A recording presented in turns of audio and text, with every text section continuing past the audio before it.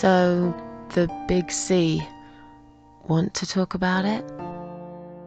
Well, to be honest, I didn't really want to tell you about it like that. I put you in a very difficult position, I know. It's just that I was really desperate to get this room. I hope you can understand. This is the last and most important thing I must do before my time is up. It's fine. You seem alright. It's just... I find it hard to trust people these days. Maybe it's time I opened my eyes to see others have problems too. Some, like yourself, even bigger than mine. What kind of cancer is it? Do you mind me asking? Brain tumor. Her name is glioblastoma. Huh. Yep, they're all girls, the way I imagine it. Just look at their names. Lymphoma, melanoma, myeloma, leukemia, sarcoma. Each of them a fucking goddess of death, beautiful and ruthless. You might just be right about that, Mitzi. I used to be a nurse. I know a few things about cancer. And I know glioblastoma. She's a real bitch. Yeah, and yet she gets to be the prom queen before night ends, while I disappear down the back exit. How long? They said I had a year. But that was 6 months ago, so... yeah. Not awfully long. Is there anything... They've tried. I'm sorry. Yeah. So am I. Do you want to talk about something else? Oh, it's not raining anymore. Oh well, I don't mind rain. Sometimes I even like it. But according to weather forecast, there's a nasty fog coming. Now that I'm actually scared of. I got lost in a fog once, when I was just 9 or 10. I remember I sat under a tree crying, thinking some monster would appear right in front of me and drag me away. But now that you're a big girl, you know there are no monsters. Yeah? How do you know?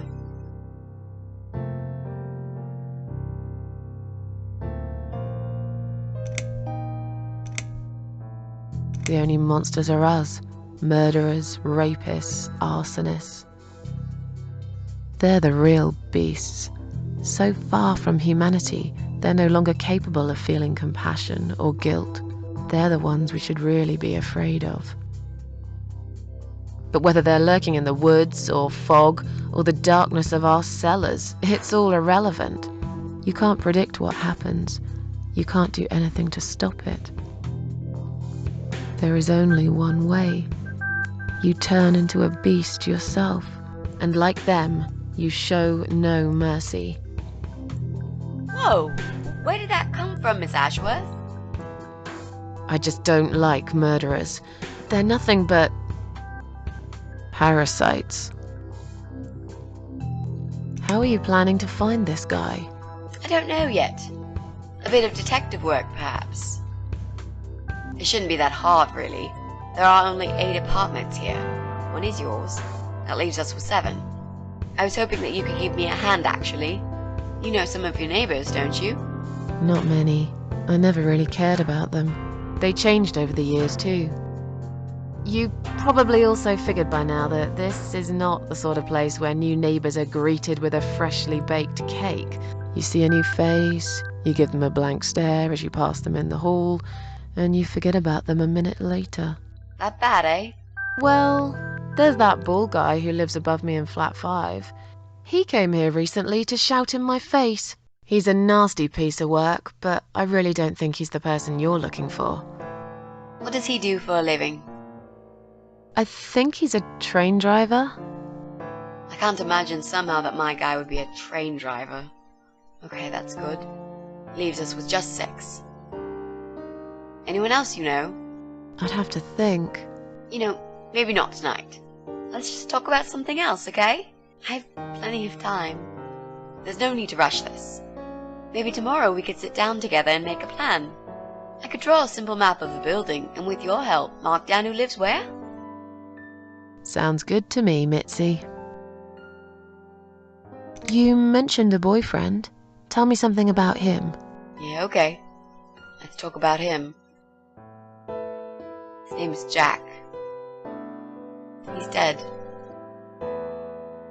Oh. Miss Ashworth, are you sure you want to listen about my miserable life? I don't want to bring you down. These aren't happy stories. And I'm not a happy stories kind of person. I'm sure you've noticed by now. I guess so. Anyway, I suppose I would have had to tell you about Jack sooner or later. After all, he is the main reason I'm here. I just don't know where to start. Tell me how you two met. Oh, we knew each other for forever. We grew up on the same street. It's funny how we seem to be made for each other. A perfect match.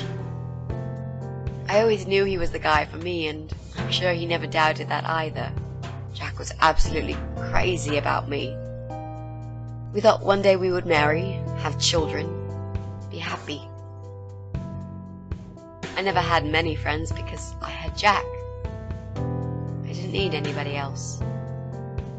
You know, if there's one thing I'm really grateful for in my life, it's that I got to experience this pure, perfect love.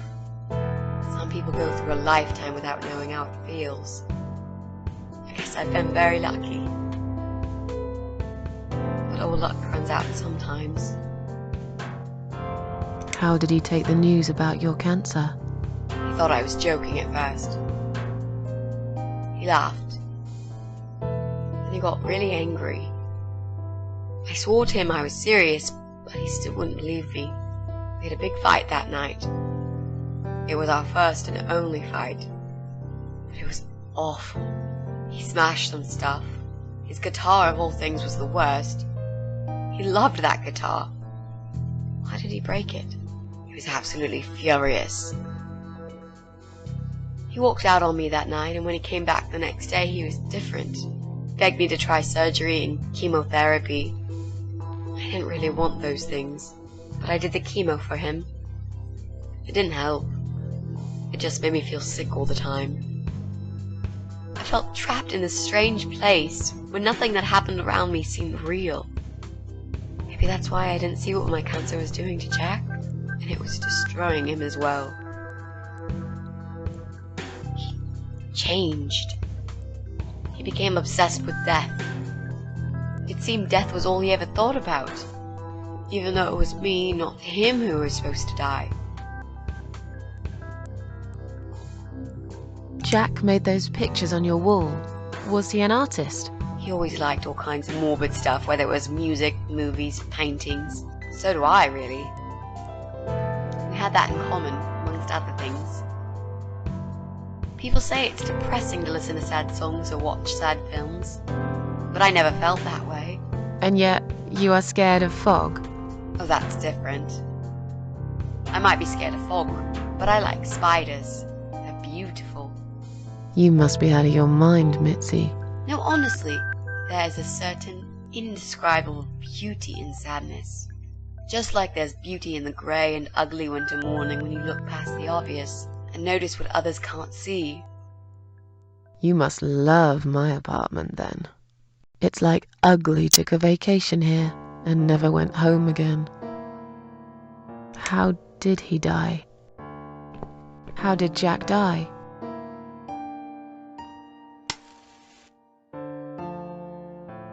It was so distant the last few weeks before he died. What I didn't know was that he kept looking for something. I don't think he even knew what exactly. But it eventually found him. Or rather, he found him. There are those forums online, you know, about all sorts of stuff. Fishing, computer games, horses, gambling, addictions, everything really.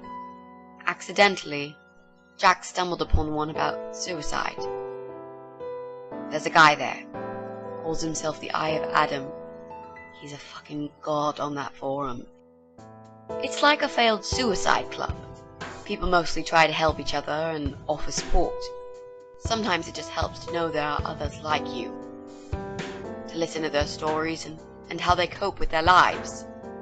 But the Eye of Adam is an advocate of death. He dwells on human weakness.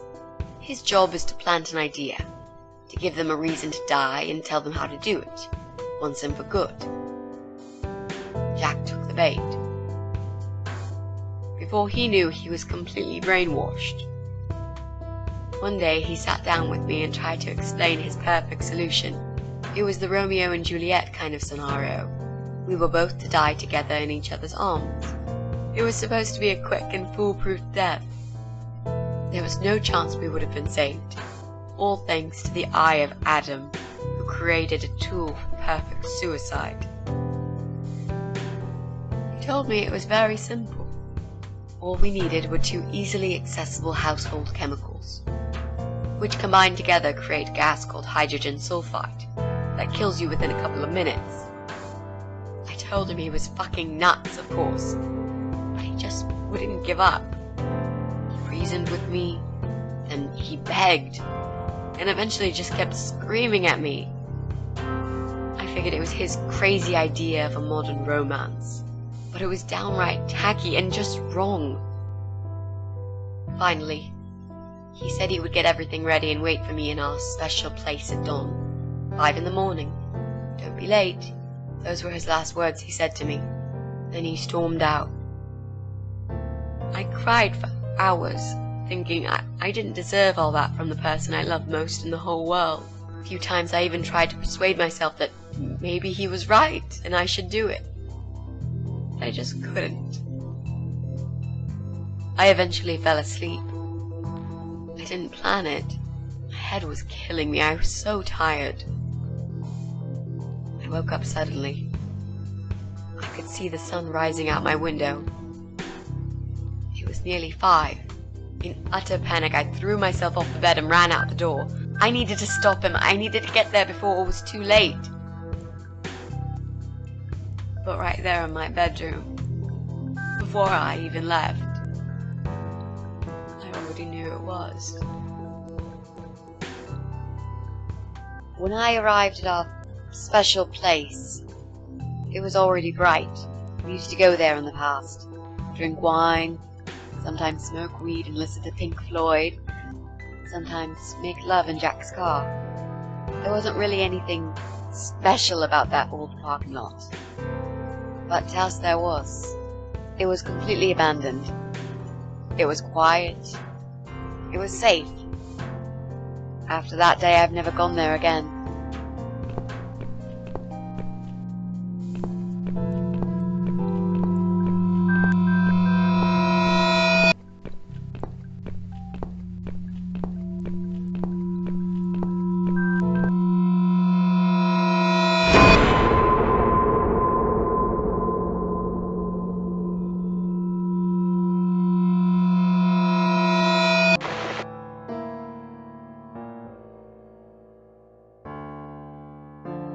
I'm so sorry. I think now I understand. He loved you so much, he couldn't bear the thought of living without you. And that guy, the Eye of Adam. I'm not surprised you want to find him. I know I would. I'm not sure if I should believe that you only want to talk to him. But hey, that's none of my business. I wouldn't know what I'd do if this happened to me. Good to know. But I really just want to talk. I want to face Jack's killer and tell him what he's done to me. You know, the funny part is that he actually told me where he lives. He wants to meet me. Would you believe that? How come? Well, this kind of thing he does is called trolling on the internet. It's usually a form of extreme bullying, psychological cruelty. Those who are clever enough say, don't feed the troll. Don't talk to them. It only makes it worse if you show any interest in them at all. And Eye of Adam is no exception. He craves attention. He's a hungry troll who wants to devour as many hearts as he can get a hold of. I emailed him and told him I was a massive fan who loves his work. He wouldn't believe me at first. But trolls are always hungry, and I was prepared to serve him a meal fit for a king. What do you mean? I fed him so much bullshit that he really believed I'm a suicide preacher just like him. Great. I wish he'd given you his door number, though. It's all a part of some sick game he's playing. Sooner or later, I'll find him. There were signs on the car windows. Warning signs, yeah. I found on that forum that the Eye of Adam doesn't want any accidental deaths. So we posted this poster design for people to print. It turns out there's a whole sick ideology behind it. Fumes from the car could hurt anyone who opens the door, and that's not the point. The idea is to die willingly and with clear mind, to prepare for it, to embrace it. Jesus. You'd think the police would investigate the whole thing. Sounds almost like a sect. This guy knows how to hide. The police can't be bothered to make an effort. It took me 3 months to track him down. Now I'm finally so close. I can almost smell that fucker. What are those two chemical products? Well, I'm not sure if you want to know that. I get it. You don't want to tell me because I'm a fucking suicidal maniac. Is that it? No, Miss Ashworth. No, I didn't mean it like that. Okay. Maybe to some extent. Just replace maniac with victim and fucking with recovering. You've only just come back from the hospital. Whatever it was that made you do it, you proved you are capable of going through with it. I don't know you long enough to tell you if you're completely over it now. And the last thing I want is to give you stupid ideas. It would be just like what the Eye of Adam does. I would never forgive myself if anything happened to you because of me. I mean, how could I?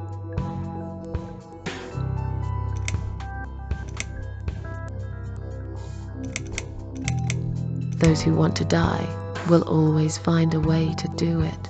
I'd really like to believe you, Miss Ashworth. But I will need you to promise me that you will never try this method. All right. I can promise you that I will never try this method. Or any other method for that matter. Been there, done that. Didn't enjoy it much. Do you believe me now? Yeah, I think I do. Good. I'm glad you said that, you know.